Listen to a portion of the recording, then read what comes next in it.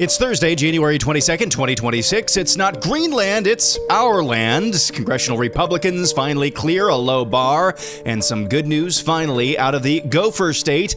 Next on the AM Update. President Trump spoke at Davos yesterday at the World Economic Forum confab, just dominating the news cycle, news and notes out of that event this year. In the middle of speaking engagements and meetings with NATO members and other dignitaries of import from around Europe, President Trump posted on Truth Social, quote, based upon a very productive meeting that I have had with Secretary General of NATO, Mark Rutte, we have formed the framework of a future deal with respect to Greenland and, in fact, the entire Arctic region. The solution, if consummated, will be a great one for the United States of America and all NATO nations. Based upon this understanding, I will not be imposing the tariffs that were scheduled to go into effect on February 1st. Additional discussions are being held concerning the Golden Dome, that's the missile defense that Trump wants to build as it pertains to Greenland. Further information will be made available as discussions progress.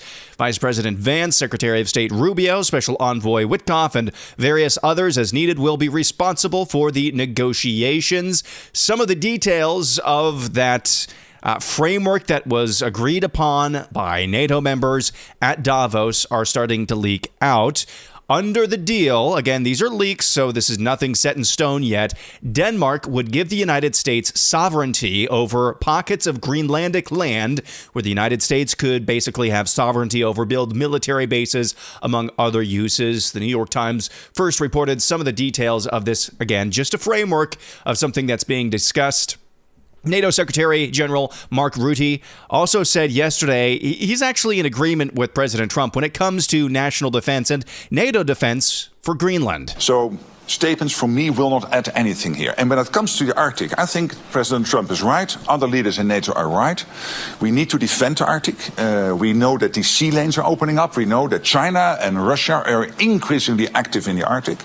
There are 8 countries bordering on the Arctic. 7 are a member of NATO. That's Finland and Sweden and Norway and Denmark, Iceland, Canada and the US. And there's only one country bordering on the Arctic outside NATO, and that's Russia.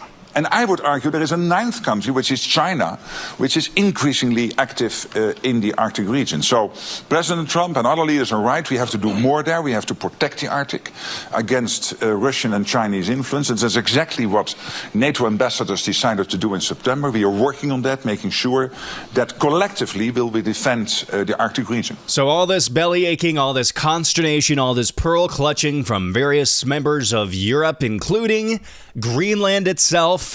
Apparently, they had a bunch of protests in Greenland. All 57,000 of them went on streets, if they have streets in Greenland. I don't know. They gathered on the streets. We're not for sale. After all this consternation, NATO's Secretary General comes out and says, actually, Trump's right. We need Greenland for national defense for the United States and for the rest of NATO. This is a good idea. And so now we've got a framework in motion to basically give United States sovereignty over Greenland. That's what we're talking about here. If the United States is going to start building multiple military installations in Greenland, it's basically the United States. That's what we're talking about here. Because also what's being reported is that the resolution, or at least the understanding, is that this is all a bid to keep Russia and China out, not only militarily, but also from rare earth minerals and trying to capitalize on Greenland themselves. So there is some development on the issue of Greenland. I wanted to ask you, this is our poll of the week that we'll talk about later. Are you Greenlanded out? This has been a story now dominating the news cycle for well over a week, and it's been something we've been talking about for well over 5 years now. I asked you if you're Greenlanded out. We'll talk about that coming up later on for our poll of the week. President Trump, during his speech in front of the General Forum at the World Economic Forum, talked about one of the nations that the NATO Secretary General mentioned that borders the Arctic. That would be Canada, and their Prime Minister, Mark Carney, who's now cozying up to China because he's just trying to stick it to the United States. Going to be defending Canada. Canada gets a lot of freebies from us, by the way. They should be grateful also, but they're not. I watched your Prime Minister yesterday. He wasn't so grateful. that they should be grateful to us. Canada lives because of the United States. Remember that, Mark, the next time you make your statements. So there is President Trump warning Canadian Prime Minister Mark Carney, watch your mouth, bro. Secretary of the Treasury, Scott Bessent, has been front and center at Davos. I mean, he's a homosexual, so he fits in well there. He absolutely pulverized California Governor Gavin Newsom, who made some really bizarre comments when he arrived in Davos the other day. Here is Secretary Bessent on the California governor. I think it's very, very ironic that Governor Newsom, who strikes me as Patrick Bateman meets Sparkle Beach Ken, may be the only Californian who knows less about economics than Kamala Harris. He's here this week with his billionaire sugar daddy, Alex Soros, and the Davos is the perfect place for a man who, when everyone else was on lockdown, when he was having people arrested for going to church, he was having $1,000 a night meals at the French Laundry, and I'm sure the California people won't forget that. So California Governor Gavin Newsom went to Davos. He was supposed to have been giving a speech.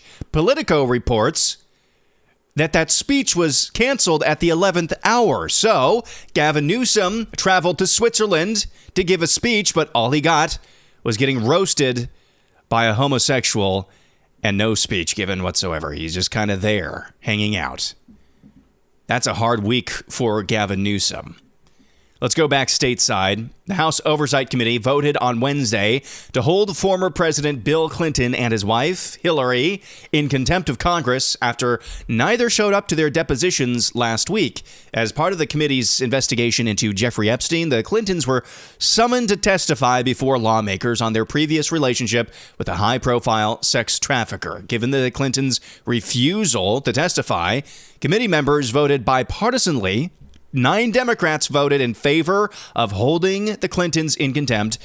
Committee members voted bipartisanly to hold them both in contempt of Congress. The House must approve the measure before referring it to the Department of Justice, which makes the final decision on whether to prosecute. So we've still got 2 more hoops to jump through to even begin to have a whiff of faintest memory or faintest thought of actually getting to the bottom of the Clintons.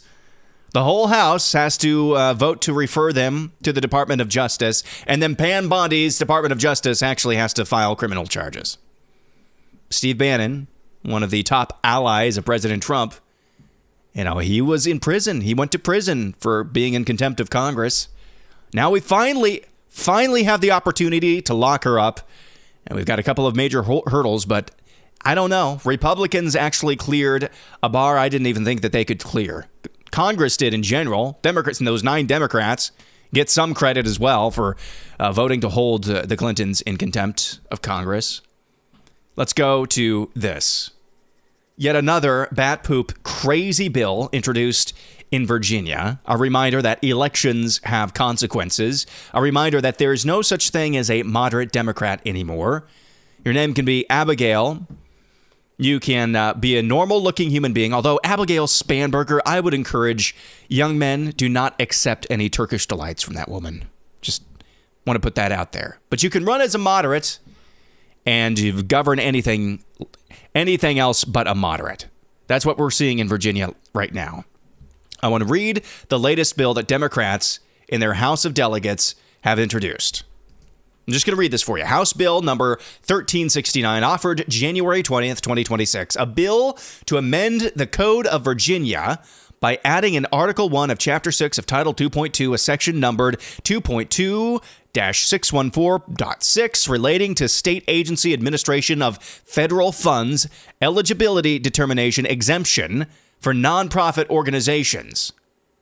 This is the bill for what to do with federal funds doled out to Virginia that Democrats want to enact. Be it enacted by the General Assembly of Virginia that the Code of Virginia is amended by adding in Article 1 of Chapter 6 of Title 2.2 a section numbered, the same number I just read, No state agency responsible for the administration of federal funds shall impose a requirement on a non-profit charitable organization providing a federal public benefit to determine, verify, or otherwise require proof of eligibility of any applicant for such benefits. Virginia Democrats want to make it against the law in Virginia to follow federal law. That is backwards. And yet another reminder, elections have consequences. That is a real bill that was introduced to the General Assembly in Virginia this week. Let's go back to Davos quickly before the break. Former Canadian Prime Minister Justin Castro was cornered by some independent journalists to ask him about the COVID jab and other COVID policies. Human rights of those who didn't want to get vaccinated. Yet some people have died as a result of this. Is that really a smirking matter? Why you push the Canada to vaccinate the people? Pushing disinformation the way you have. What is disinformation? Irresponsible. What, that people have died? People in Canada to vaccinate. I'm sorry, but that's the COVID vaccine. But that's not misinformation. My old cameraman's mother actually. And you pushed them into jail. My old cameraman's mother Pastor actually died after complications from the COVID vaccine. So is that misinformation? Oh, now you're laughing. Human rights. Justin Castro, former Canadian Prime Minister, responding to questions about the COVID jab and the Canadian government's insistence that everyone and their mother's dog take it. Pushing disinformation the way you have is irresponsible. I know somebody who died after complications from the COVID jab, and what we get from the former Canadian Prime Minister is laughter. When we come back, some good news, finally, from the Gopher state. It's apparently really easy to buy off a judge in some places in Ohio. And are you Greenlanded out? We'll talk about that and more next.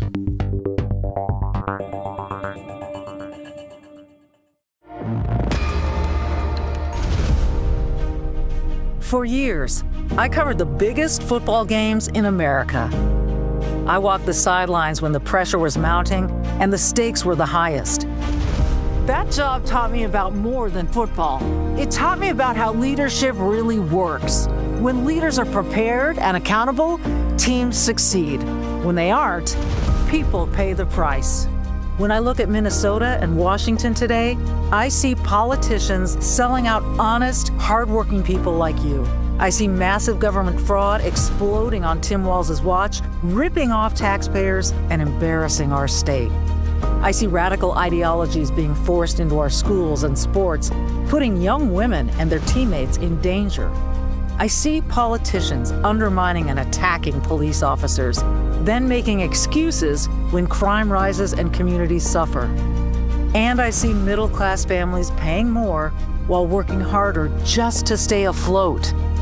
For too long, hardworking people have been ripped off by criminals, corporations, and career politicians. And the people doing everything right are the ones paying the biggest price. Well, I'm not going to stay on the sidelines any longer. Starting today, I'm running for the United States Senate. Finally, I wondered when Michele Tafoya would run for either Minnesota governor or senator from Minnesota. She made her announcement yesterday. She is running for Senate. She has been a long time, and people knew this, who actually knew the scene in Minnesota. Nationally, she's kind of been a closeted conservative, or she was for a long time, especially during her career working as a sideline reporter for ESPN and then NBC. Great sideline reporter, probably my favorite sideline reporters. If no other reason, then that's she's the one that I remember watching on ABC's Monday Night Football when I was young and first getting into football. So loved her as a sideline reporter. From what I hear, she is a serious individual when it comes to policy and America first and all of that good stuff. So Michele Tafoya running for Senate in the state of Minnesota. The biggest thing that she has going for her, other than the fact that she is a good communicator, is the fact that she, because of her time on television, has pretty high name ID. So that'll be a race to watch for sure. Let's go to this, an exclusive from townhall.com. Exclusive footage obtained by that outlet. Evidence has emerged suggesting that migrants, illegals or wink wink legals from the West African nation of Mauritania are exploiting the U.S. immigration and asylum system in OURLAND, Ohio, raising serious questions about the integrity and oversight of the process. The footage includes allegations that some migrants are being coached on how to navigate the asylum system, encouraged to fabricate claims to meet legal thresholds, and informed, according to sources on the ground, that favorable rulings can be secured through illicit means. These claims point to systemic vulnerabilities that make the immigration system susceptible to abuse and corruption. At the center of the operation is Patricia Golder, who, according to the footage, has turned the alleged manipulation of the asylum process into her business. Golder says she takes a portion of the pay given to the Mauritanian migrants in exchange for helping them navigate the system, and she claims she can bribe judges to rule in the migrants' favor. The footage also suggests that many of the migrants involved neither embrace nor intend to adopt core American values, even as they access public resources designed to protect legit asylum seekers. Now, this is all undercover, almost all undercover footage. It's about 25 minutes long, way too long to even sample this morning, but you can find this entire exclusive story at townhall.com. Why am I not surprised? Never heard of that town, OURLAND, Ohio, but somebody has made a little cottage industry there of helping migrants, illegal or legal, wink, wink, quote unquote, navigate the asylum process. Basically, a cottage industry out of scamming Americans. Helping new, fresh off the boat migrants scam Americans. Is that the number one industry in our country right now? I have to ask. Is just scamming people the number one industry? Because it kind of feels like it is. And finally, let's go to our poll of the week. I asked you, are you Greenlanded out? Gave you 3 options and the chance to comment as always. Yes, this is tiring. No, it's all hilarious. Let's invade already, or of course, a comment below. In 3rd place is no. I'm not Greenlanded out. No, it's hilarious. 26.5% say that. In 2nd place, 27.5% say yes, this whole thing is tiring. And in 1st place, let's invade already. 37.3%. Let's get to some of your comments. Dalton Bell says, I'm sick of hearing about it. Let's just get the island, protect ourselves, and be done. The Christian philosopher says, I have only begun to Greenland. The Greenlanding must continue until the empire expands. John says, just patiently waiting for the purchase to happen and ignoring the BS. Auburn Tiger says, how about we send Trump to Greenland and anoint him king there? I'm not tired of Greenland. I'm tired of Trump being such a world-class moron. Why? I mean, we're 10 years into Trump now. I mean, if you're hoping for a different Trump, you're going to be hoping for a long time.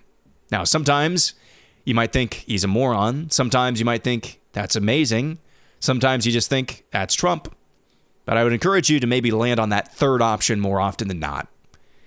Tom says, Greenland is absolutely necessary for our national security, and I would be in favor of negotiated outcome to achieve this goal. Melissa says, the more I read and listen to what I refer to as my Nerdcasts, podcast for nerds, I understand why getting Greenland is so important for our national security. Dems and Rs refuse to cut spending, so growth and expansion are the only way out of this economic mess.